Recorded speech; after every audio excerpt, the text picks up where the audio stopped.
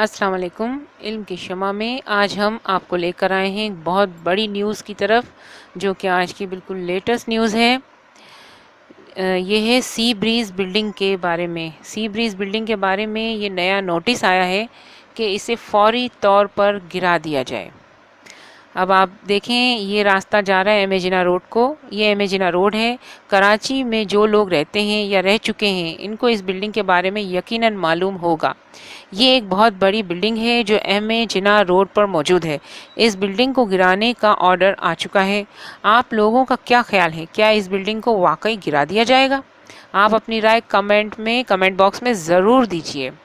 اس building کو قریب سے دیکھنے سے پتہ چلتا ہے کہ اب اس میں زیادہ تر دکانیں بند نظر آ رہی ہیں۔ چند ایک دکانیں کھلی ہیں اور اس کے بیسمنٹ میں گندا پانی بھرا ہوا ہے اور اس میں نشئی افراد کا ڈیرا بھی نظر آ رہا ہے۔ اس بلڈنگ کی حالت زار آپ کے سامنے ہے۔ اب عدالت کا آرڈر بھی سن لیں۔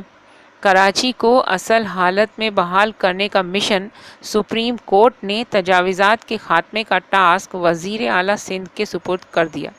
عدالت نے ایم اے جناح روڈ پر موجود سی بریز پلازا، سی بریز بلڈنگ بھی جسے کہتے ہیں، فوری طور پر گرانے کا آرڈر جاری کر دیا۔